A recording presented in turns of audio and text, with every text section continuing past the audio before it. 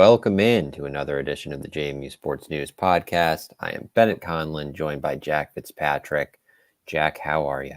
I'm doing great. How's your holiday season? Pretty good. Can't complain. That's wonderful. You have a Duke Dog helmet behind you over one shoulder. You have what seems to be a closet over the other shoulder, and over your head, it's the tranquil waters of Jacksonville. That's right. I am inside of a closet. So is that really where you are? Yes, it is. It's best spot in the house. Well, I was wondering why the acoustics sounded so great. That's got to be it. The other day, I was in basically an empty room, which is just like not ideal for podcasting. The last podcast was a little interesting, but if you haven't checked that out, we talked with JC Evans, a Miami quarterback who flipped from Jacksonville State to JMU. Had a great interview with him. And then, of course, KJ Flo out of Charlotte. He's been part of that class since the Signetti era, the Signetti days, and he stayed on and was kind of a big-time leader with that group. We sat down and talked with him as well. So if you haven't checked that out, those are up over on our YouTube, and you can stay up to date with all JMU sports news happenings if you just follow us on Twitter, Instagram, Facebook. We're JMU Sport, and YouTube, honestly. We're JMU Sports News for all of those. And another way you can keep up with us is by drinking some Three-Notched beer. We'd appreciate it if you drank Three-Notched beer. I'm going to try with my eyes closed today. Okay. Monday, Minuteman Mondays. You've got $3 Minuteman pours. Tuesdays, I believe it's half off cases, and Friday, first tap. Friday, a new brew every week. So I think that's pretty good. That was spot on. You got it right. Shout out to Three Notch. We love them. Thank you for your support. And great beer. Beer. A lot of different options too, which you'll go to some breweries and you've got I feel like a beer or two you can drink. At Three Notch, you can go through multiple options. They're all pretty good. Yeah, during the summer, they have some really good gooses. Yeah, however you want to pronounce it, sour beers. They have fantastic some of that during the winter months. They have Biggie S'mores out right now, and I believe they have a special release this year. They might do it every year, but this year they're really promoting it. They're bourbon barrel-aged Biggie S'mores. Yeah. So check that out if you're in Fredericksburg. Whoa, wrong place. Richmond, Harrisonburg, Roanoke, Virginia Beach, and Nelson County. They got some great stuff. They also have some delicious bourbon in and of itself being sold at all locations except for the Valley Collab House. And the only people that don't get this time of the year off, Bennett, are pro athletes and us at Bet Online. We're not employees at Bet Online. With NFL, bowl season, and NBA in full swing, Bet Online isn't taking a second off to make sure you have all the up-to-the-second odds, news, and info. I bet JMU money line after that line swung all the way where there were money line favorites at plus 103. Hammered that. That bit me in the butt. Bet Online has all the sports wagering info available with both desktop and mobile access. If you head there today and get in on the action, remember to use promo code BELIEVE. That's promo code BLEAV, and you'll get a 50% welcome bonus on your first deposit. Bet Online, where the game starts and where marriages start. Our friends in Harrisonburg and Weir's Cave. There's a reason Christopher William Jewelers has been voted best of Virginia year after year. It's not just one thing that sets us apart. It's everything. It's the selection, extensive and unmatched, with every engagement ring, loose diamond, and fashion jewelry chosen for quality and brilliance. It's the service. From our diamond experts to our master goldsmith, our team shares a passion for what they do, and it shows. It's the atmosphere, both glamorous and laid back. See for yourself why people can't stop talking about Christopher William Jewelers in Harrisonburg and Weir's Cave. Bennett, and you know what else people can't stop talking about? What's that? Our boy Daniel Merriman. His coverage of the Duke's hoops. We're bringing him on today on this Wednesday to chat some conference preview action. We'll go men's basketball. We'll go women's basketball. But Daniel, how are you doing this post-Christmas heading into New Year's season? I am doing fantastic, Jack, and thank you both for having me on today. Very excited to talk some Duke's hoops. Yeah, thanks for coming on. We're excited to have you. We had you covering the Coppin State game. Pretty exciting matchup there. Exhilarating. For the Dukes. We've also gone to a number of games just as a fan. So you've seen the team live and in person, which you can always pick up some good tidbits for that. So they're 12-0. I think most fans are familiar that they're still undefeated, right? Nation's longest win streak as well with 12. Pretty good. One of three remaining unbeatens. What are some of the big takeaways, Daniel, from a 12-0 start that included some tough ones to start, and then I guess some easier matchups here the last couple weeks? Some takeaways would be high octane offense. This team, I believe, is still leading the country in points per game and doing it at a pretty efficient clip. They're shooting the three ball fairly well at about 37%, almost 50% from the field, and that free throw percentage is up north of 70 now. You never see college teams have that type of efficiency at the volume that they're scoring at. So the ball movement has been excellent. They're winning their turnover margin. Defense has looked scattershot but improved, and they have so much depth. I mean, you can roll out a legitimate full bench unit with this team, and there's very, very little drop off, especially at the forward and point guard spot. I think Jalen Carey is going to get a whole lot of minutes over this upcoming Sun Belt Conference play, and I would not be surprised if Bickerstaff has to take a game or two out and Carey gets moved into that starting lineup and plays flawlessly. I mean, they've really across the board looked incredibly deep, and Byington's coaching his tail off. He's been doing very, very well with this roster. Yeah, they're fun. Yeah, I've been impressed. I was just going to say that I was going into the year, Jack. I kept making those comments that like they weren't going to be able to shoot the three, and they were a small ball team. They couldn't shoot. Everyone on the roster who's taken at least 10 threes is making 33% or more from deep, which is just very impressive when they play as many players as Daniel had mentioned. Well, not saying that. Go ahead, Daniel. And the fact that they have two guys north of 65% shooting from the floor, just in general, and Jalen Carey and TJ Bickerstaff. Jalen Carey's at like 70% from the field, I believe, at the moment. That inside-out punch is unheard of at the mid-major level. To have that interior presence is really something special. But I think is going to give this team the ability to win a lot of games. Down, honestly, they probably shouldn't because they're shooting themselves out of it. Yeah, and you hit on Jalen Carey and Mark Byington.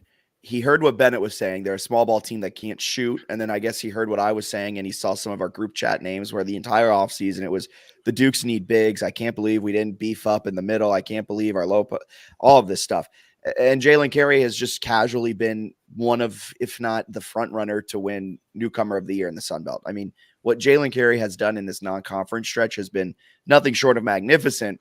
It'll be really interesting to see how he then continues to develop into conference play. Was he one of those guys that got a lot of minutes because they were in non-con and they're playing the Morgan States and the Coppin States of the world?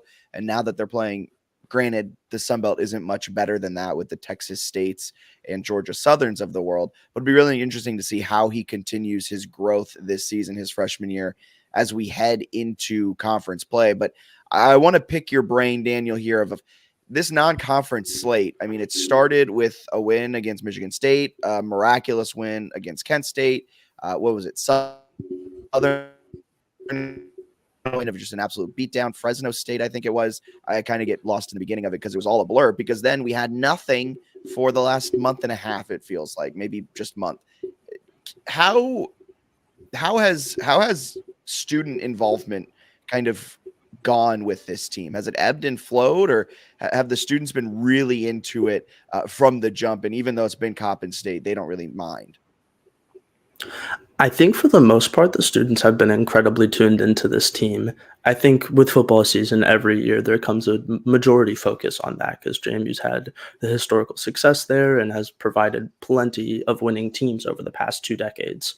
But this basketball team has been something special, and people recognize that and want to watch them play, whether it be through a TV screen on an away game, showing up to the AUBC, even during weekday games. I mean, it's really been impressive to see the student support and turnaround.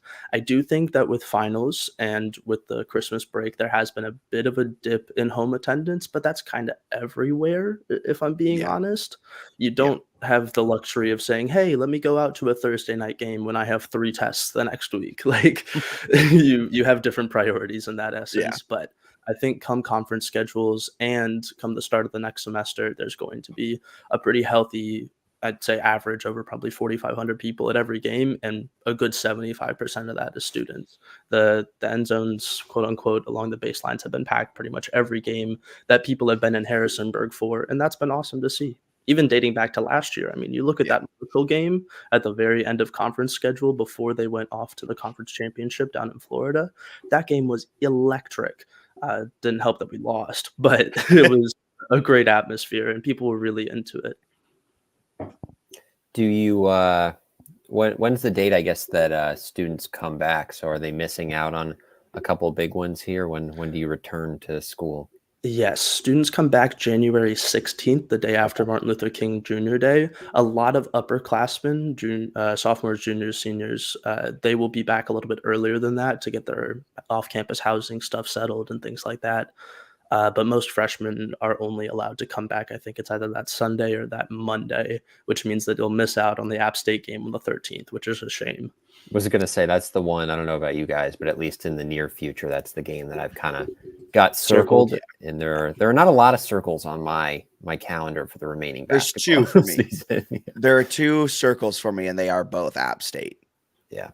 I think I have 4 circled. I have Whoa, App, Louisiana, Nancy, App again, and then that home MAC challenge game. Those are good circles. Those are fine. That's a 4. Those are kind of four good ones to pinpoint. Yeah, I think the Louisiana one's maybe going a little under the radar. Yeah, they're playing decent basketball. That's their game on January 4th, so they've got one game between that, and it's a road game, which makes it a little tougher. So that could be, if you're trying to circle somewhere, maybe the undefeated season ends. That's certainly one in the near future.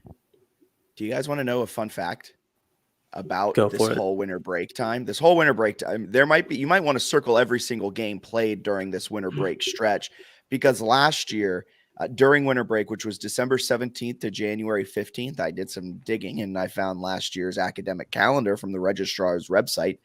The JMU went 4-4 in those 8 games they played over winter break, including the Coppin State loss, including a 2-2 mark at home.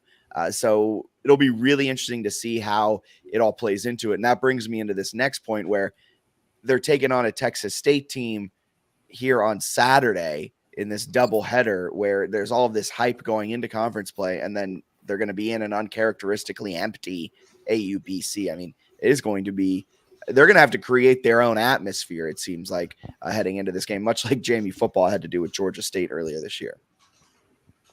Yeah, I think there's going to be a bit of pressure from Mark Byington on this team, because every time I've talked to him in post-game pressers, he's stressed the fact that this team is deep because they have to be deep. He's been saying this throughout the entire year, that if we are not sharp 1 through 10 through conference play, we will get stood up by somebody that we probably shouldn't. There is always those games, especially in a marathon that is a college basketball season with those 30-plus games, where you can slip. You can have a bad shooting night. You can have a really bad turnover margin game that just it can flip itself on its head. And if you don't show up and show out 1 through 10, you're not gonna have the result you want.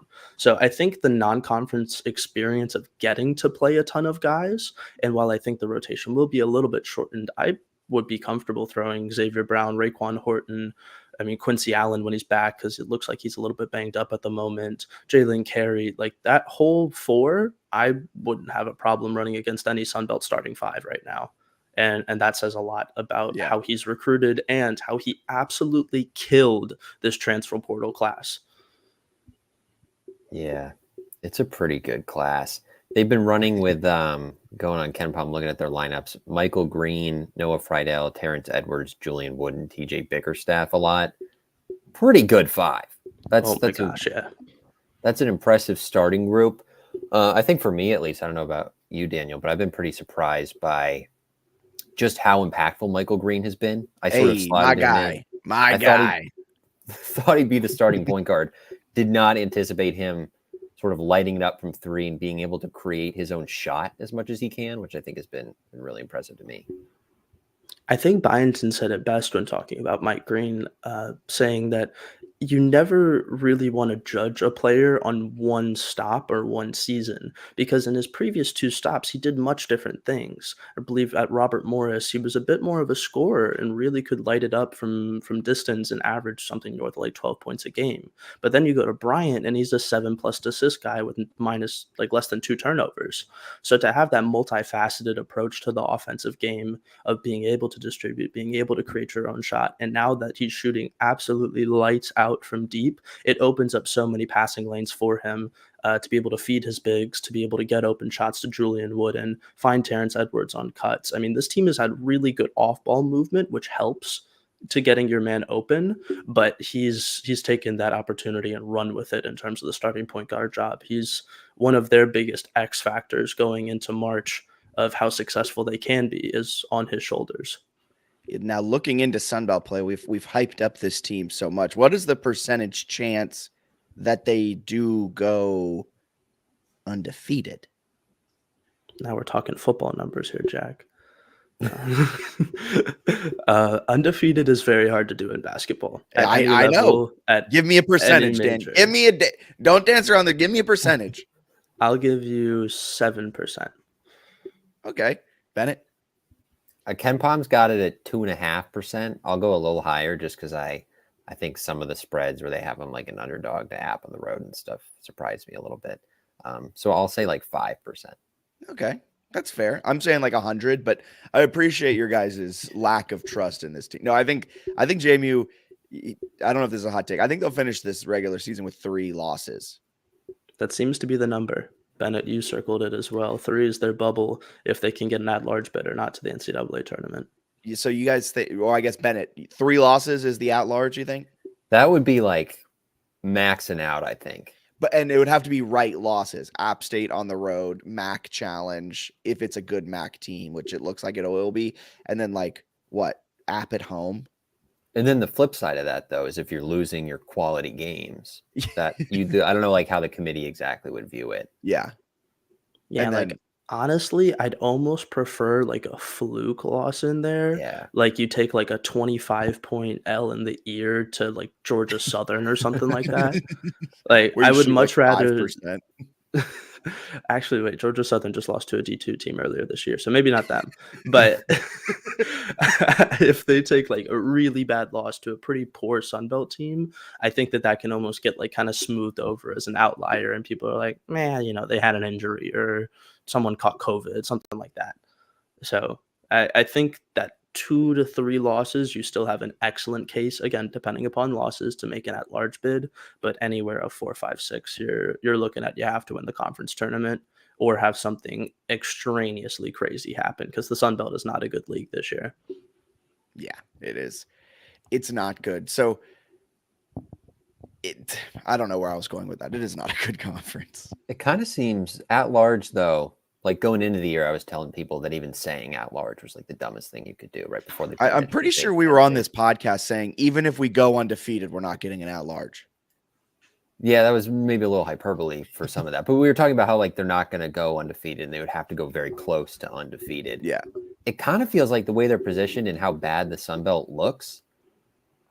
I kind of feel like they're going to be in the at large conversation. Like it'd be a little disappointing for me if they do take 4 or more conference losses. Am I a little bit too excited there? Are they this year's FAU?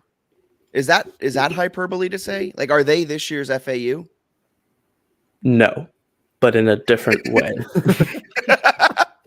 And the reason I say that is because FAU had a fantastic defensive starting 5 last year. Like they could clamp up anyone from a Power 5 level. Yeah. And I have not seen that from JMU yet. Don't get me wrong, their defensive efforts have been valiant and they're definitely improving, but you have to have like lockdown defense to be able to even squeak at running that to the Final Four at this mid-major level.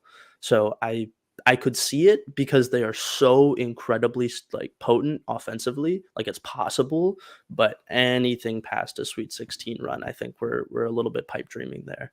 Okay. All right. Fair. All right.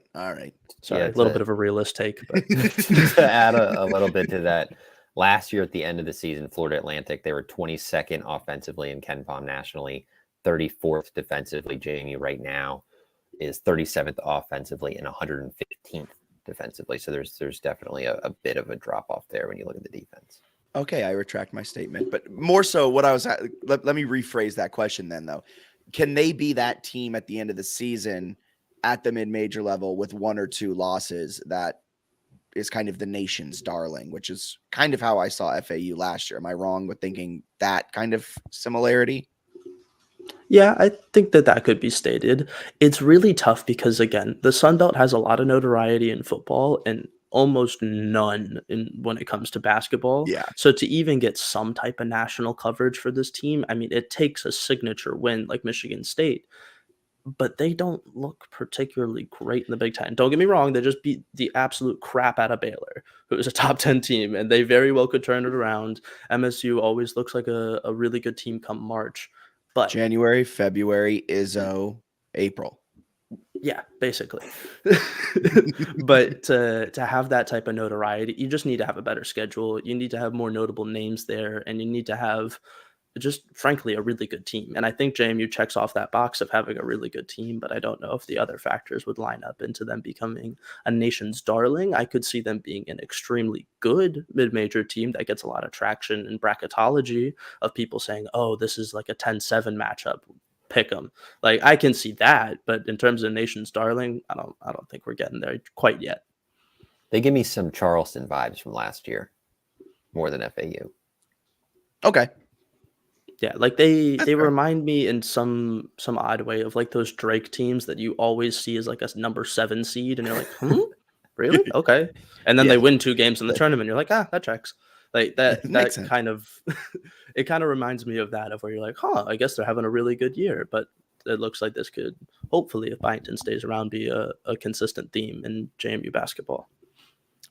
Big if on if Byington stays, because there's probably Power 5 teams looking at him right now, kind of the top end. But that brings us to the 3-Notched Weekly Preview. We're transitioning the 3-Notched Weekly Preview from football into basketball.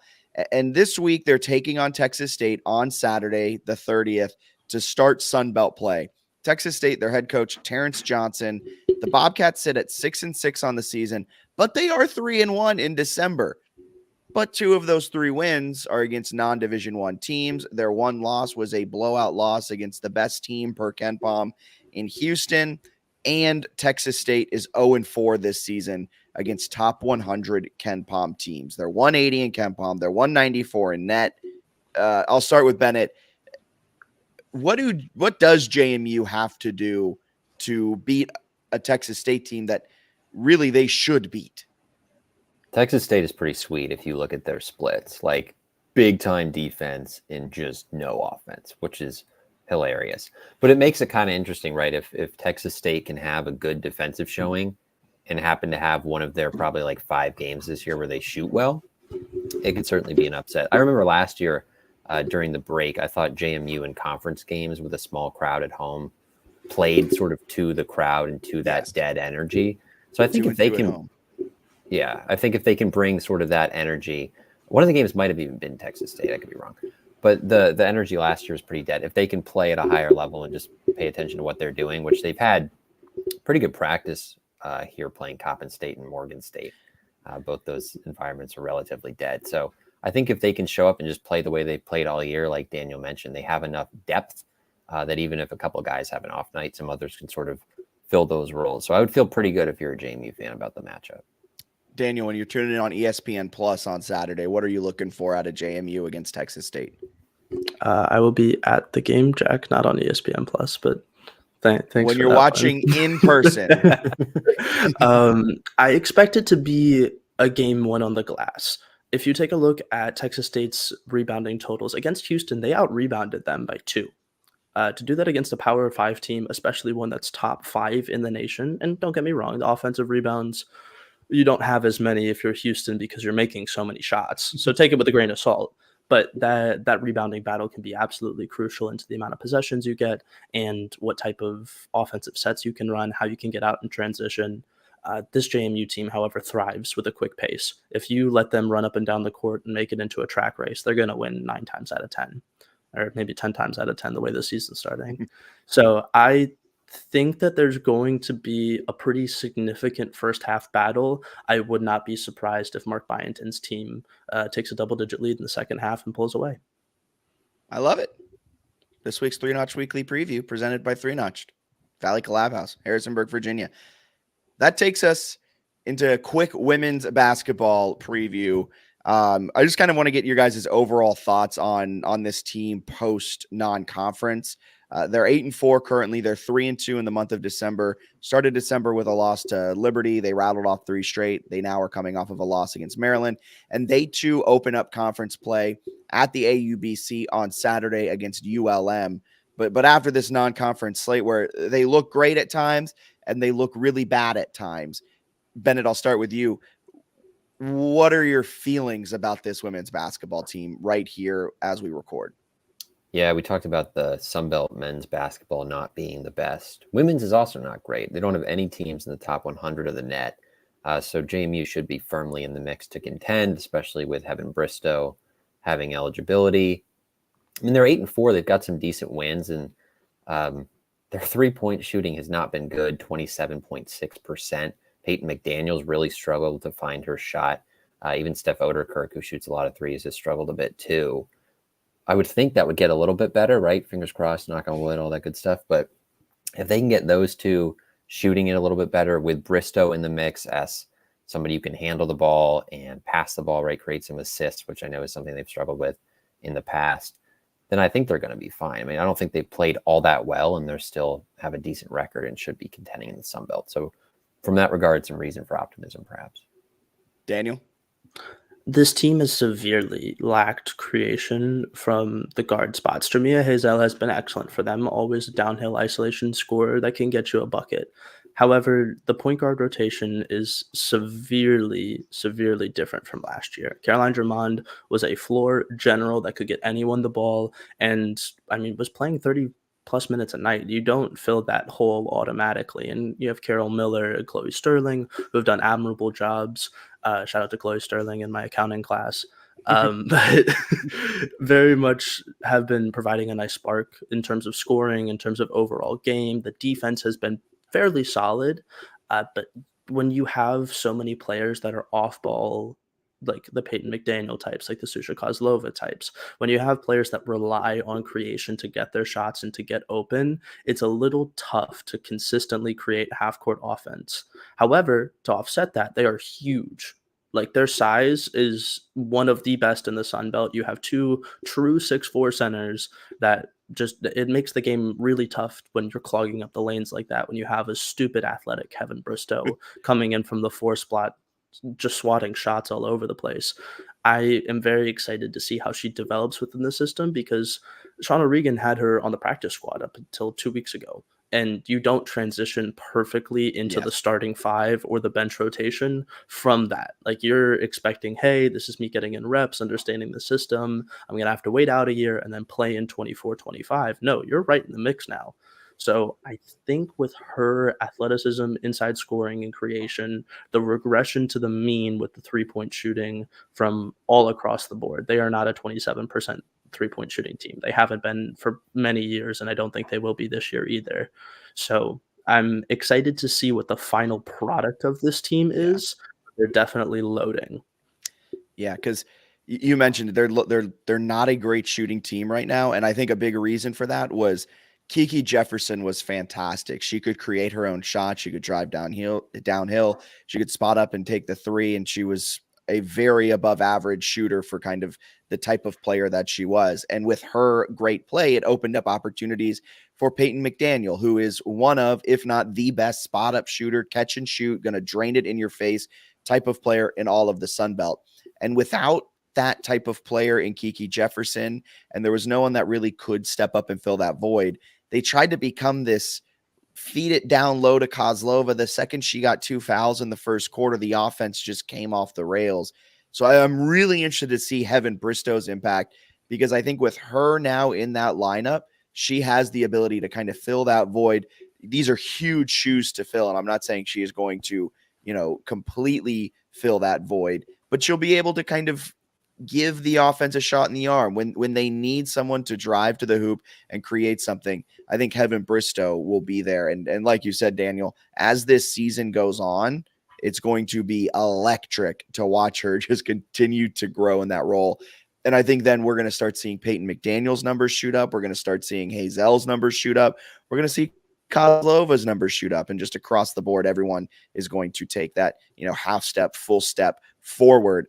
And is it too crazy to say that I think now with Bristow in the fold, they are the favorites by kind of a little bit of a good margin to win the Sun Belt? I think they have the chance to be. The only reason I don't say that they are at the moment is because there is so many moving parts that need to go right for this team to be as dominant as they want to be. Sean O'Regan's spoken about it in his pressers and in his interviews with Corey Spector, saying that, hey, we're still figuring out our rotation. We're still trying to find our closing lineup. He normally is still figuring out that rotation in March, though. So I'm going to need my guy to figure out his rotation. This is true, but you have a lot of really good quality players. I do think Heaven Bristow's impact is going to be crazy, crazy felt, because when you have a big body down low, Susha Kozlova isn't going to get the fouls that she's getting currently, which means she gets to stay on the floor more, which means her impact gets to be felt at a higher level when she's playing 25, 26, 27 plus minutes a night instead of the 18 or 20 that maybe she could be getting with early foul trouble. I really hope that this team also embraces their defensive identity as just really long. Like the fact that there's no one averaging over, I think it's like 0.6 or 0.7 blocks a game right now is a little frustrating because with the length that you have and the players and personnel that you need, you should be blocking shots. Your interior defense is good, but you're not rejecting them at the same level that could lead to fast breaks, that lead to easy and opportune offense. So I think that defense into offense, fast break running, and just interior presence needs to be taken to where it's at and moved up a little bit. And then by that point, if you're slamming the ball inside, guess who's wide open? Steph Odekirk. Peyton McDaniel on a hockey assist is getting an open three. Like that type of inside out ball can really bolster this team's offensive prowess, make their numbers like look a little bit better, because right now they're a negative assist to turnover ratio. They're turning the ball over like 2 more times than they're assisting it per game. 4.3. Oh, it's 4? They have a negative 4.3 turnover margin per game, which is second worst in the Sun Belt right now. Yeah, that's not going to win you Sun Belt tournament games where you're stuck in the half court. I mean, it's frankly just not how postseason basketball works. You need to be able to create in that half court, and the fact that they haven't had that so far leaves a little bit of growth to be desired. But the fact that they're playing this well and are 8-4 and taking pretty good losses. I mean, Toledo, Maryland, those are not exactly the Keystone College. Like those are good teams. And a credit to Sean O'Regan and his staff for getting those games. And shout out to Neil Harrow, a great Twitter follow. Always insightful and always willing to put theirs against the best. And I think that's commendable and will pay dividends in conference play once they get this kind of figured out. Yeah, I love it. It's also like some of the context around this team is super weird, where like Kozlova didn't have her visa to go on the Cancun trip. So O'Regan was just playing her fewer minutes early in the year. Yeah, let's get Anna Goodman ready. So she played I think it's the first 6 games. She played over 20 minutes once. She's played at least 20 minutes in the next 4 games and had her best statistical outputs of the year. So it's like, oh, they'll play her more and they should be better. And Bristow's available.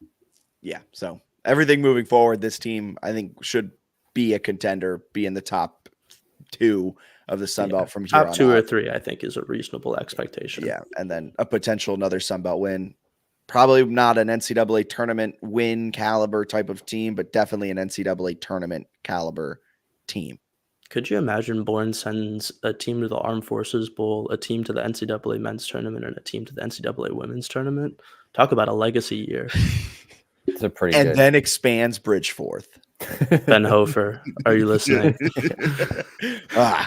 I swear to goodness gracious. But Daniel, thank you so much for taking the time, talking some hoops, and have fun watching the game in person on Saturday. As you take it all in and watch JMU hopefully beat Texas State by 15, 20 points. We'll absolutely love to see it. You can follow me on the @on-screen @Daniel Merriman _ be covering the game there on our Instagram at JMU Sports News and a write-up afterwards. So thank you so much for having me on, guys. It was a pleasure. Dope. Thank you, Daniel. See ya. Lit. Awesome stuff from Daniel. Gives better insights than I think you and I give half the time when it comes to basketball things. He's also like younger than us, but way more reasonable. We'll be like, what is going on with this team? He's always got the context, which is helpful. But he's done a great job, covering football and basketball for us, and providing some great insights at the games, post game, and then certainly on the podcast as well. So we got pretty fortunate with him wanting to be a contributor this year. Yeah, so shout out Daniel. If you aren't already, give him a follow at Daniel Merriman, MERRIMAN_ on X, formerly Twitter. And that will take us into football. If you have anything you want to get off your chest about this JMU football season, if you have any thoughts, comments, concerns, whatever it may be about this JMU football season, let us know in the comments. If you're watching on YouTube or Facebook, if you're watching on Twitter, be sure to just kind of reply to the original tweet, and we'll try to get to them as time goes on. We have listener questions at the end of the episode that we'll dive into as well. But JMU football, their season's done, man.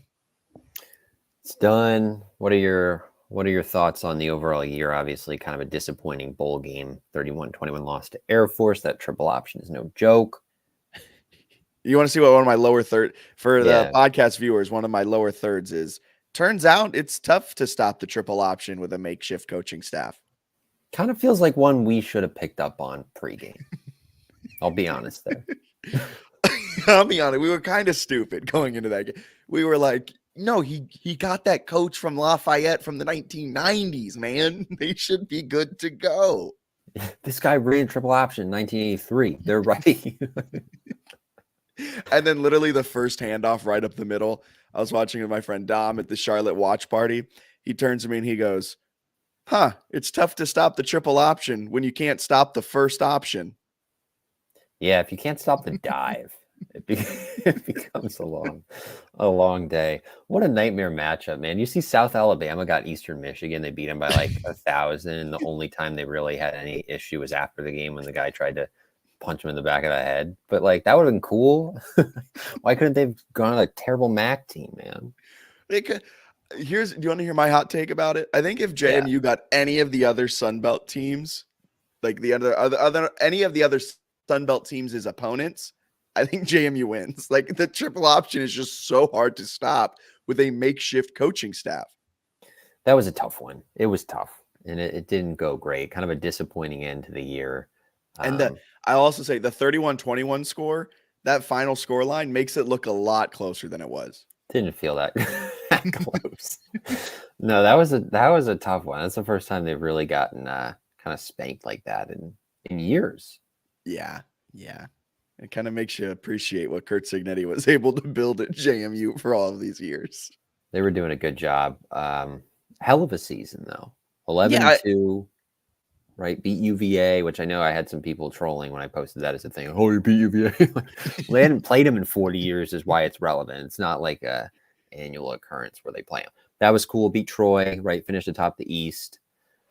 Got in the top 25 again. Just a really good year. It was a fantastic year that, like you said, ended a little where we didn't want it to end as JMU fans, but really just I doubt anyone actually listens from the team, but like, thank you to the players who decided to play in that bowl game. I mean, Elijah Surratt, who looks like he's already out the door with his latest tweet, was playing on one leg and led the team in yards. You had Aiden Fisher just absolutely ball out, 17 tackles. He's at Indiana now. Jordan McLeod looked like he was coming out of the game at one point. He's halfway to Houston as we speak. It's not officially been released, but man, has he left so many breadcrumbs that you could just put a whole loaf of bread together with him. I mean, he's gone to Houston, and they were the biggest contributors, and they were the guys that were gone. And I just like people questioning their effort and things of that sort. No, I don't think they were not having effort. I think it's just really tough to stop a triple option. One of my favorite takes. Well, it was like a really large take from a lot of people that they weren't playing hard. And it was like parroted by a former JMU player. Not parroted. It was seemingly started by a JMU football player, former JMU football player. Absolutely. That is terrible to start that. Maybe that should have been my Festivus. Just funny because they didn't play that well. They played against a good team and got outplayed. Like I feel like JMU fans, because they've won so many games recently, haven't had those where it's like, oh, we got outplayed. So if they lose, it's like, what's going on? The Duke should never lose. They're so good. But no, like Air Force is good, especially when healthy. And they're probably better than like a JMU team with a ragtag group of coaches. Yeah, if Cignetti plays, I think if Cignetti plays, suits up and gets out there, I think it's tough for Air Force to stop. There's no tape on him. If Cignetti's the coach and they don't have all that transfer impact, I think the game's very different, and I think JMU wins. With the Robo did fantastic. He's going to continue coaching an amazing offensive line. He's been announced as the offensive line coach for Coach Bob Chesney. Great to see him be retained on that staff. He wasn't a head coach. I mean, to start the game, it was great pass, negative run, punt. And it was just like, an offensive line coach is coaching this game. There was some stuff there. And then it's also just hard to prepare a team for a triple option when you don't have your usual coaches. So you're trying to figure out who's coaching what with new coaches who don't know the players, right? So if you don't know the player, you might not know how to best motivate them during practices or how to best teach them. There's a lot of stuff that goes into it. Some of these are excuses. Some of these are actual reasons why they lost. Air Force is good though. Air Force is a real good football team. Dan Miller on X asked, fun season. Do they start next year in the top 25? So they finished up the year in the AP top 25 at 24. New coaching staff, half of a new roster. Unlikely that they start next season in the top 25. However, I think with all the momentum around them and kind of the storylines from this year, if they start 2-0, 3-0, 3-0, you have a win against a Power 5 team and an AAC team. I think you're in the top 25. Yeah, probably won't start there because Indiana wasted no time post bowl game to say that they had landed 7 JMU transfers. So I think what does that bring the total to 8 or 9 or something? 9, I guess. Yeah. So that's a lot of really good starter level players that are going to Indiana. They have some others going elsewhere. Surratt is better than Indiana probably, so he'll get some NIL deal, I would assume. McLeod also seems like he's probably leaving. They're replacing a ton. Yes. Yeah. It's gonna be a different team on the field next year. It'll most likely still be a Sun Belt East contender. I'm very interested to see who they bring in and how they perform. They've had great success. They offered a wide receiver from Army, and you might be hearing that and going, well, they'd probably never have caught a pass before in their life if they're a wide receiver for Army who runs a triple option. No, he averages 21 yards per catch, and apparently he's electric when he has the ball. And JMU has success. Chris Thornton came from VMI, another military institute. Maybe that pipeline continues to exist. So I think they'll replenish. They'll quote unquote reload. We don't rebuild, we reload. And I think Bob Chesney will have them as a winner next year, but man, do they have a ton to replace. But let's focus on this year. Sorry to take that quick side note looking ahead to next season. Was there anything from that game that you were watching and you were like, oh, I should, other than being like, oh, it's hard to stop a triple option with a makeshift coaching staff. Was there anything else you were watching and you're like, oh, this was a glaring issue all season that I just never paid attention to? I had watched a few Air Force games, and Bo Richter, every time you watch Air Force play along the defensive line, you're like, wow, that dude is very good at football. Their front seven's phenomenal. They got some good guys in the back end. You'd think at some point I would have pieced it together that yes, the offensive line is pretty solid, but losing both your starting tackles to injury, you also lose Carter Miller transferred out, right, and didn't play in the bowl, so it's a starting guard. That's a lot of new faces on an offensive line going up against arguably the best defensive front in the Mountain West Conference, one of the best defensive fronts. That's a team that was in the top 25. And if they stay healthy all year, they might be in Liberty's spot, might be the Mountain West champ. You never know. I think I should have known that the defensive front was going to create problems. And then I just didn't piece it together. McLeod was running for his life for a lot of the game. Yeah. I feel like I went into that game really confident. And looking back, should not have been confident. Air Force is really good. That's the number one thing I think I did not do a good enough job of conveying to myself was Air Force is really good and they dealt with a lot of injuries. So their 4-game losing streak is a little bit misleading. Yeah.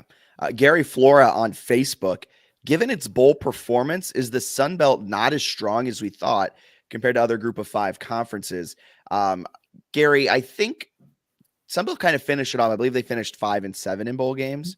So not a terrible mark. And I think that won't take anything away from them going into next year. What do you think?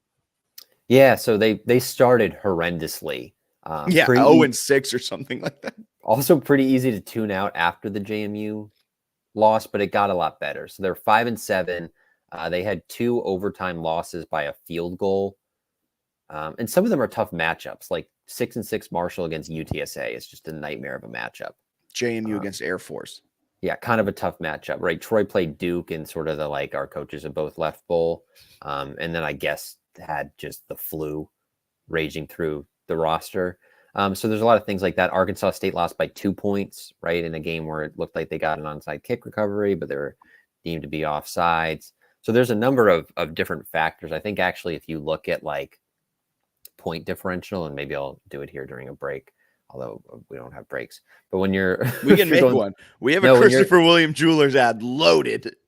When you're going through something, I might tally it up or check later. But 5-7, and I bet they have a positive point differential as a conference. So not the end of the world. Also 12 teams in. Some of those teams aren't going to be all that good. Like I think Conference USA sent 4 total teams. The Sun Belt won 5 bowls, right? Because they had so many teams. I think they'll be good next year. I think they'll be solid. I do think the Sun Belt, this is a hot take, maybe a little bit overrated in some regards, where I think like there's decent depth in the league. I think sometimes though we overreact of like these schools are football crazed, and you like play Georgia State and you're like, are we sure about that? Yeah. Daniel Merriman on YouTube said most bowl wins in Sun Belt history. So see, a good season helps that you put 12 in. I do kind of agree with that. It almost feels like the CAA during the FCS days when we all were like, the CAA is the best FCS football conference. And every year they get like 4 teams in the playoffs, and come the second weekend, JMU was then the only one playing. And it's like, well, maybe they're not the best conference. Maybe they just like beat up on themselves so much throughout the year that we think they're good, but then you end up with a 6-6 Marshall team that really isn't that great. Or you end up with a Georgia State team. They did win the famous Idaho Potato Bowl, but like you end up with a Georgia State team that at the end of the year is like limping to the finish line. And you're like, okay, maybe they're not that great. Texas State, though, they sold out their entire stadium, Gerald Ford Stadium, of alcohol. So shout out Texas State. They rushed the field after they win. So I think there is some dormant programs in the Sun Belt that maybe if Texas State can continue this upward trajectory, they just signed G.J. Kinney, their first year kind of crazy good head coach, to a 5-year extension. If they're able to take that step forward, you get them. And then maybe if Georgia State can go away, that'll be great. But I agree with you. I don't think the Sun Belt is nipping on the Power 5 heels, but I do think the Sun Belt is in line with the American Athletic Conference. I think that's fair. And then I guess in the future, right, if you're trying to get in the 12-team playoff, your ideal, right, is you have like 2 or 3 other really good teams at the top that you can get like those major wins. Can I think this was that year though. Like Liberty was undefeated, so maybe there was an argument where they were getting in no matter what happened in the Sun Belt. But like if this was a normal year and JMU and Troy are playing against each other, I think it would have been really hard to deny one of those teams entry into that group of 5 spot. I think so too. So I think, I think in that regard, like the Sun Belt, it seems pretty well positioned for future success, which is good. But those 2 teams have now lost their amazing head coaches. We'll see how they reload. It's going to be fascinating. Yeah. I will say I think JMU may have done a better hiring job than the Trojans. I agree 100%, but that's also bias playing. Speaking of a fantastic coach that JMU has hired, Bob Chesney, he continues to build out his coaching staff. Bennett wrote about over on JMUsportsnews.com, our home on the web. Can you kind of go over who JMU has added? They added Lyle Hemphill, the Duke co-defensive coordinator. So Power 5 experience, bringing him over as the defensive coordinator. They brought in Dean Kennedy as the offensive coordinator. He's kind of this young gun type of coach who got all his grad assistants an early start in the SEC. He comes down from Holy Cross after he spent, I think, just 1 full year as their offensive coordinator, was there for 2 years as a quarterbacks coach as well. But how has this coaching staff been building on? What are your initial thoughts on it? Pretty good staff, and they've kind of got it mostly locked in. I think they've yet to have like the running backs coach leak, But yeah, you mentioned Kennedy's going to coach the offense, and he'll be the quarterback's coach as well, which I had originally missed. You know my hot take? Yes. They might be getting a running back coach who's like a Power 5 guy who's still in a bowl game. Oh, I like that. That's a good take. That would make sense. Thank you. Okay, we'll keep an eye out for that. Robo coming back along the offensive line. They got Justin Harper to coach the wide receivers. He had recently coached tight ends at ODU. Also spent 4 years recently coaching Towson's receivers. So pretty good experience. He's a Virginia Tech grad. Drew Kanan is going to do special teams and tight ends, which is what he did at Holy Cross, I believe. It's common for special teams coordinators to do that. Very interesting. Yeah, it is interesting. He's a good one, though. Their special teams units are nuts. So that's a big time hire. And that was early that one was announced. You mentioned Hemphill. Interesting one, right? Because he was at Duke when their defense this year was big time. Wake Forest for 3 years as the DC. They weren't all that great in terms of like scoring defense those years. Not very good at all. He was their defensive coordinator from 2018 to 2021. The best his defense ever ranked in scoring defense was 76th in the nation, which was 2019. So in 2021, they ranked 88th, 2020, 90th, 91st, 2019, 76th, and 2018, 102nd. So he's coached safeties and defensive backs and things of that sort throughout his career and has found success. He started at Hofstra, moved around, found his way to Stony Brook. He was out there on Long Island having himself a good time and coached some really good FCS defenses, some really good FCS back ends. At Wake, he was a good safeties coach, but when he took over that defensive coordinator role, the defense just was never that dominant. And I remember you and I would text watching Wake games in 2020 and 2021. And it was just like, okay, if they could just not allow 76 points, Sam Hartman would be undefeated. But then he did do well with Duke at his last stop. Yeah, I think overall you're probably pretty pleased, but it's one I've seen some JMU fans like dunking on people like, we got Power 5 guys.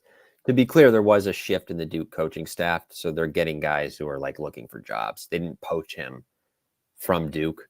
The same is true of the strength and conditioning coach, Jason Novak, who comes from Michigan State. Both those hires, I think, are big time, right? You got Power 5 experience for some good schools. But again, Novak was, I think, looking for a job because Michigan State had that turnover. But those are still pretty weird turnover at Michigan State. Yeah, that's pretty good hires there. I like those. Sam Daniels, defensive line. I can't remember if we talked about that last time, but I think it was after the bowl they announced it. So was coaching at Delaware as their defensive line coach. He's been at Richmond, Howard, Bridgewater, and then played it at JMU. They have Zach Sparber, who is a defensive analyst with Duke. So he's worked with Hemphill. He's going to coach the linebackers. I was also a grad assistant at Virginia Tech. Eddie Whitley is staying on. He's going to coach in the secondary. I think I have some of this wrong. Kyle Barnes is on the coaching staff, but I don't think he's going to coach corners, although I don't think that's been officially announced. But he'll be on the staff. And then they have Anthony DiMichele, who I believe is also going to do secondary stuff, and definitely doing a bunch of recruiting, coordinating stuff for them. And he's an interesting one because he's coached running backs and special teams and safety, so they can kind of plug him wherever. So I think, basically just looking for the running backs coach. But it's a good staff. They got Power 5 experience. They have some Holy Cross, and then they have some guys who are retained from the previous JMU staff. And they're going to add another Power 5 running backs coach, according to my hunch. According to your hunch, that's what we're hearing. Yeah, but I really like this staff. I think it'll be really good. I'm a little sad that we lost that entire coach. I'm not so much sad we lost Signetti, but like Shanahan is going to be a Power 5 head coach soon. Pat Kuntz, Brian Haynes, Tino Sincere, like those guys were just dogs. And these guys could be too. I'm just a little sad we lost all of them. Fair. I do think some fans probably got to pump the brakes a little bit on like, we've upgraded the whole staff. That staff was good. That staff was, you hear it in the post game, the interviews, like when Cole Potts was just like, we have a coach that actually cares about us now. And like, was just an unprompted shot across the bow to Curt Signetti. Yeah. The reason that team was great was, I think, in spite of Curt Signetti. Like, no. That sounds wrong. I think he put Cignetti was great at hiring coordinators and great at hiring people around him. Like if you took Cignetti out of that equation and you had all of those coordinators, that team probably doesn't take a huge step backwards. I think that's fair. I'm not trying to like take another shot at Cignetti as he's on his way out. I already did that with my tweet. I've muted Cignetti. I'm good. I'm done with that. I just think like his strength was being that CEO coach and putting great people around him. And this is going to be on paper another good staff. But yeah, I don't think it's necessarily a vast, huge upgrade just because they have guys from Duke and Michigan State. Cool. Duke played Troy in a bowl, and Michigan State was a tire fire for the last 2 seasons. They're too harsh. They're physical. No, it's just I wouldn't assume that everything's like amazing just because of what you're seeing on paper. Definitely don't say it's an upgrade. I would say that like let's pump the brakes on it. Maybe it is. Everett Withers coached for the New York Giants. Right. If he was added to this coaching staff tomorrow with NFL experience, I don't think he's an upgrade as a defensive backs coach. 2 of the coaches I'm most excited about were Holy Cross carryovers. Oh, I'm so hyped for Dean Kennedy. Yeah. I'm so excited. I think he might be an upgrade. He could be really, really good. So I'm excited about the staff. I think it's a good one. But again, a lot of it comes down to also like you can scheme some stuff up. You can be really encouraging, but like, who are your guys? Who's on your roster? So how they do in the portal and who they add to replace a lot of starters will be important as well. Yeah, and as portal season rolls on, we'll continue covering that with the transfer portal tracker. And every time there's a big transfer addition, we'll be sure to cover it here on the JMU Sports News podcast. And quickly, I have to do some back-end production stuff before we head into JMU Football Festivus. So here's another word from our friends over at Christopher William Jewelers. There's a reason Christopher William Jewelers has been voted Best of Virginia year after year. It's not just one thing that sets us apart. It's everything. It's the selection, extensive and unmatched, with every engagement ring, loose diamond, and fashion jewelry chosen for quality and brilliance. It's the service. From our diamond experts to our master goldsmith, our team shares a passion for what they do, and it shows. It's the atmosphere, both glamorous and laid back. See for yourself why people can't stop talking about Christopher William Jewelers in Harrisonburg and Weir's Cave. I haven't celebrated Festivus in years. What is your interest? Well, just tell me everything. Many Christmases ago, I went to buy a doll for my son. I reached for the last one they had, but so did another man. As I rained blows upon him, I realized there had to be another way. A new holiday was born. A Festivus for the rest of us. And at the Festivus dinner, you gather your family around and tell them all the ways they have disappointed you over the past year. And is there a tree? No, instead there's a pole. Requires no decoration. I find tinsel distracting. It's made from aluminum. Very high strength to weight ratio.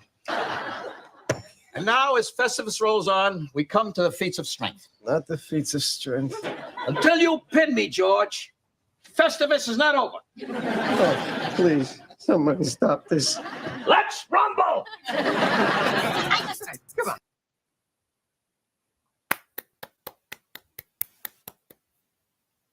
We love that. Love it. So JMU Football Festivus, airing of grievances are upon us from this past year of JMU football. We took the time to thank JMU football, everyone who played, but it is time for us to air some of the things that made us mad. Bennett, do you want to start with your 2 grievances? Yes, I would love to. Okay. My number 1 grievance. They host College Game Day again, 3rd time, and they take their 2nd game day loss.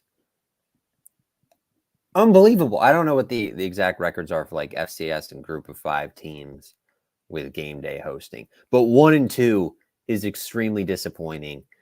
App State, good team, playing decent, kind of got spanked by Troy in the Sun Belt title. This is an extremely winnable game at home. I don't know if they got caught up in the hoopla of the week or whatever. Oh man, that's a winnable game that they didn't win against App State. If they come away with that win, that comeback has a chance to be one of the greatest wins in program history. Couldn't get it done in overtime. Heck of a fight to get there. But that's certainly a grievance for me. Is another game day loss is pretty tough.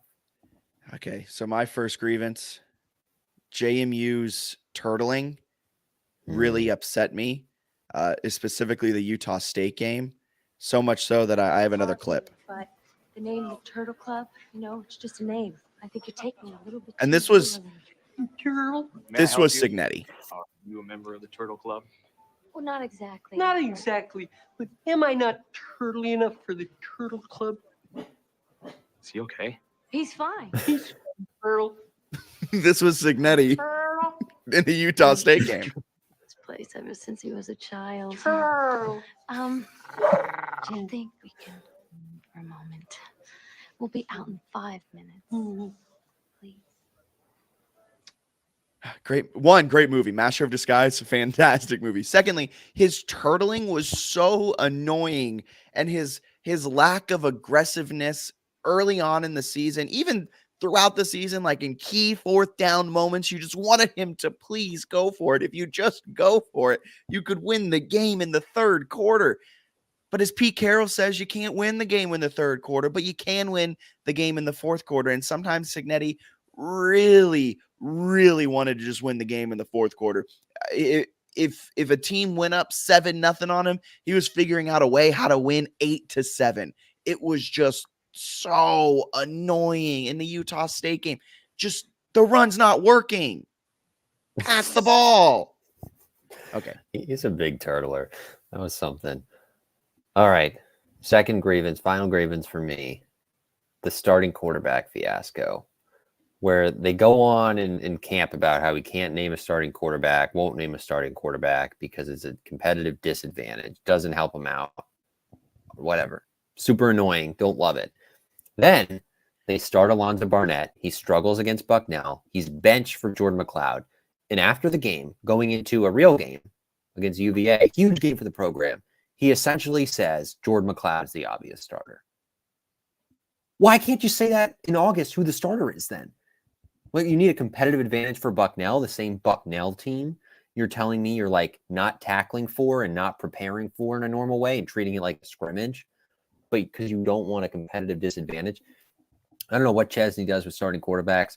I hope he names a starter in August to give me a little bit of happiness before the season, or at least is less annoying about it. And it'll give like a strong, correct hint.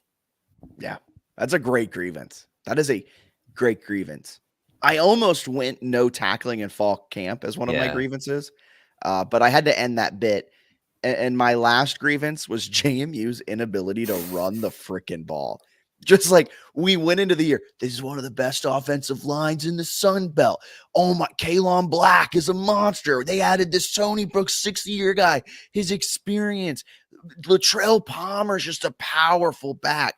And then we sit here at the end of the year and they ranked 111th in the nation in EPA per rush. They were 3rd last in the Sun Belt in rush yards per game. They were 2nd last in the Sun Belt in rush yards per attempt at 3.9.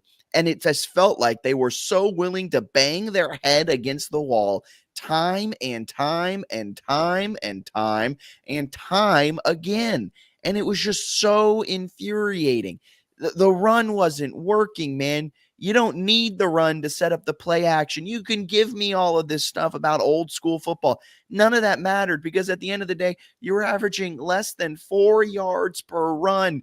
And you came into the year talking about this great offensive line. You came into the year talking about your great running back room. We were part of it. We were expecting great things. But you know who were one of the first to flip on the run game? Us. Me. I hated it. It was so bad. And they just kept doing it. And it made me really upset. At one point in 2024, I'm going to pull up a chair and I'm going to watch a full Indiana football Big Ten conference game. And I want to see if they attempt to just run it back because they got similar guys and now they're wearing the candy stripes. Are they going to try to run the ball? Because they couldn't do it against some of the worst run defenses in the country. It was mind-boggling because then like Kalon Black is a monster like receiving the ball and making great plays. It does not make any sense. It did not make any sense. Then there were some that like didn't like Latrell Palmer. Maybe they're mad at him from the fumbles. Maybe he was a little banged up. Maybe it's a combination of the two. And you know who looked good in the bowl game? I thought Palmer looked pretty good.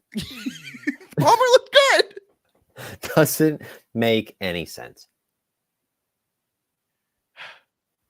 It was kind of like a wide receiver was coaching the running backs. All right, that ends this year's JMU football grievances. Festivus, thank you so much for tuning in. They essentially hit Control C, Control V on the whole running back situation from JMU. They went, you know what? I know we had they were like, we had one of the worst running back rooms in the entire nation. You know, if we get Nick Kidwell here and Tyler Stevens and Tyson Lawton and Kaylon Black and bring the same coach over, I think we'll have different results. And you know what that is, right? That's quite literally the definition of insanity. I can't wait to watch it because the pass protection was great. They threw the ball all over the yard. It was awesome. Couldn't figure out the running game. Also interested to see if Chesney can get that going finally. I think he can. They ran it well in 2022 with Todd Centeio. Percy. Yeah. So, all right, that brings us into listener questions. Let me fire some at you here. Okay, from Dom Palumbo. What conference record does men's hoops need to compile to really make this season feel like a success and have your postseason expectations for the team changed following the unbeaten start? No, because I think coming into the season, my expectations were a Sun Belt title. Like, you should be competing at the top end of the Sun Belt. And at this point, like, the expectations have changed a little bit, but I still think an at-large bid will be so difficult to do because you can realistically only lose 2 regular season games. So to answer the last question, no, my expectations haven't really changed. What was the first part of that question? How many losses in or a conference record would make you feel happy with the season? Another thing, I don't think any necessarily a conference record good enough. Here's my answer. A conference record good enough to get into the Sun Belt tournament and win it. To me, I'm measuring the season on winning the Sun Belt tournament. Fair enough. I think if they go I'll be disappointed if they lose more than 3, like a little bit, just because I think they're good enough to do that. But if they're 13-5 and that's tied for first, I'm not actually going to be upset about that. Yeah, exactly. Yeah, fair enough. Okay. This is from your guy, Tyler. Shout out Tyler. All right. Is this the best time for JMU sports ever, or even in college? People are dogging JMU about losing the bowl game, but don't realize this fall was not just about football. You had men's soccer, basketball, college game day. Most of the schools haven't achieved what JMU has in 2023. I think this is the best time for JMU sports ever. And I don't think anything comes close. I would agree. Bowl loss included in that, the exposure, the free advertising you got through game day, through Pat McAfee. Even in a weird way, Kurt Signetti leaving, because then JMU was in college football headlines for looking for a new coach, and they've been in headlines, whether it's the Daily News Record, whether it's our search volumes on our website. JMU has had staying power this entire season, and it has run now through the Armed Forces Bowl. And even with the loss, there were headlines kind of questioning JMU, their Cinderella story ends in heartbreak. All things considered, this has been by far the best football season ever. And I also think just with men's soccer playing extremely well, now basketball out to this fantastic start, volleyball getting an at-large berth, all of that stuff. This has been by far the best fall in JMU sports history. Big time. Especially, I feel like sometimes we overhype what basketball did in the past. They were good. We so overhype it. Yeah, they had some fun teams, and it would be cool, right, to get back to that. But what they're doing now has a chance to exceed it. Getting by ranked a lot, exceeded it. Yeah, they're going undefeated late in the year. There's a lot of things they're doing that they have not done in the past for basketball. And then you look at football, where now they're at the FBS level, getting in the top 25. Yeah, I think it'd be hard to argue for another time in history. Yeah, I agree. Let me fire one off at you. Oh. Which JMU team sport will have the best postseason for winter spring? I'm going to go lacrosse. Okay. I like it. You could make an argument for men's basketball as well. I'd say lacrosse as well, though. Lacrosse was very good this last season and returns a good majority of that team. Yeah. Of all the players being offered by JMU in the portal, who would make the biggest impact? Also, who do you think is a sleeper to upset the men's team, if any? I think we answered that earlier. Yeah. You believe Louisiana is a sleeper team to upset the men's team. Who of all the players in the transfer portal JMU's offered, who has the potential to make a big impact? I have no idea. This is a great question. This is so hard to project because they've had kind of a limited number of offers and they're really starting to ramp up now. The other thing is like Elijah Surratt had like 700 receiving yards at St. Francis and over 1,000 at JMU. Like it's hard to be. Yeah, it's hard to be like, oh, like this guy's clearly going to be a huge, because typically they're going to get guys who are like G5 or FCS, or they just offered a D2 kid.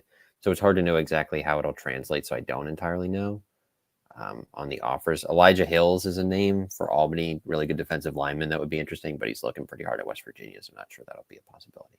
Yeah, Jacob Irv-Tran, that's a great question. We will continue kind of monitoring the portal as these offers come in and reacting to it. Hopefully next week we have some more news, some more guys that have come through. But as of right now, maybe the Army wide receiver, just because that wide receiver room's lost so much, but really not entirely sure. I think of the players that we've already added in the portal, Jacob Dobbs is going to make the biggest impact.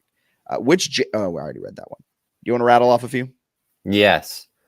From 88 JMU 2. Given the weak JMU hoop schedule, kind of answered this, I guess. Will they need to run the table to get an at-large bid if they don't win the conference tournament? No, but like, yes. Pretty close, right? I mean, if you go undefeated, you'll get an at-large. If you lose one, you'll get an at-large. If you lose two, you'll get an at-large. If you lose three in the regular season, so you'll end with 4 because you don't win the Sun Belt tournament, maybe not. Maybe too many. Because that might, then like you guys said earlier, you and Daniel, it all depends on who your losses are to. And also, if you need good losses, and if you have a good loss, it takes away a good win. And then also the net has that predictive metric in it still. So like margin, they claim like margin doesn't matter, but that's like how predictive metrics work. So like blowing teams out is also helpful. If you take like a 30-point loss, that could ding you. So it's all like very fascinating. Yes. Who will have the better winning percentage this spring? Baseball or softball?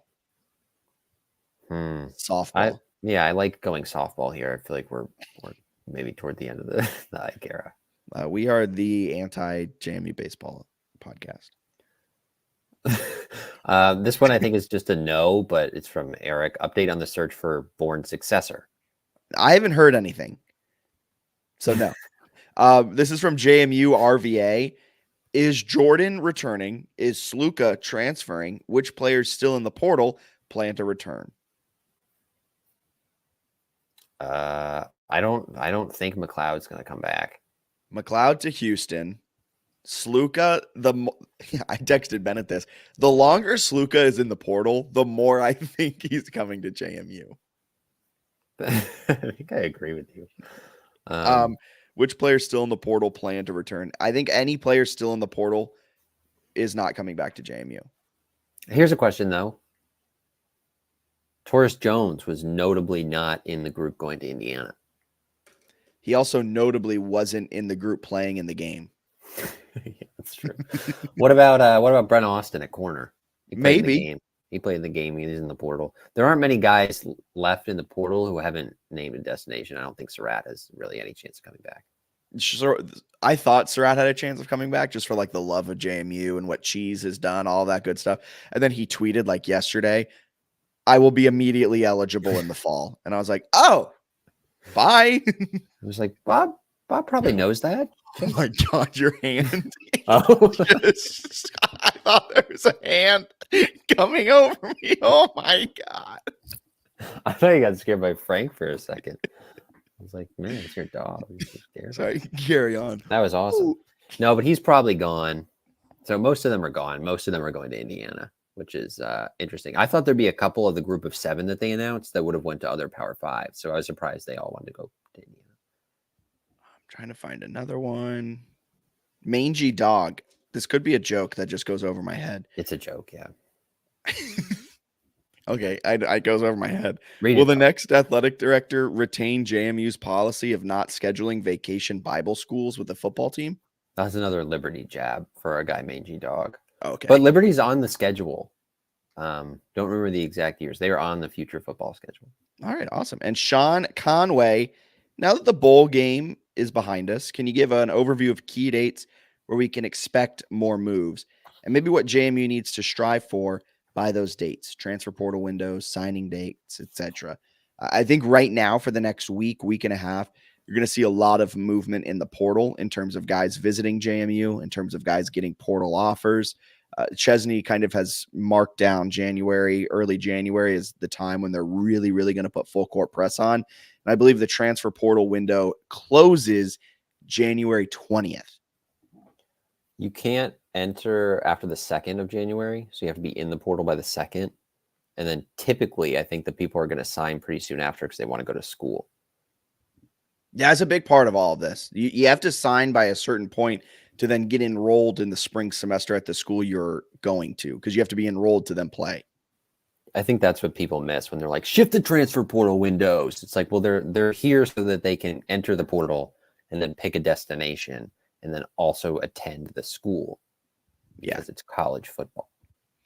So I think the first week of January is going to be a ton of stuff happening, whether it's coach finishing out the coaching staff, getting portal players in, maybe potentially a few more JMU players entering the portal, maybe a few of them coming out of the portal. There's going to be a lot of craziness from like January 1st to 8th.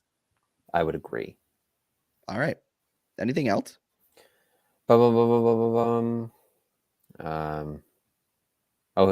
we do Kyle's one about the women's basketball has picked some belt preseason to win it? What's your confidence level right now that they finish atop the conference at the end of the regular season? My bad, Kyle. I read your other one and I completely forgot about your first one that you sent, which is a great question. My confidence that women's basketball will win the Sun Belt as of right now, after watching them start 8-4, still probably about a 75%. I think Bristow's addition is massive. And like I've hyped it up. We hyped it up. I don't think it can be understated what she is going to do for JMU. Pretty huge. Yeah, I think O'Regan was on the Sports Blog podcast preseason and said they'd be like a 22-win team without her and like a 28-win team with her. So not a scientific analysis, I don't think, but like they're going to be better with her. And we were talking about, I mean, what she does on the court just will elevate everyone else, and it puts everyone else in their correct position on the court. Yeah. And that can't be understood. I think that they're going to be, there might be a few growing pains. They might lose a couple games early on in the Sun Belt Conference schedule that you're like, why'd you lose that? But by the end of the year, I think they'll be able to be primed for a Sun Belt tournament run. I agree. Awesome.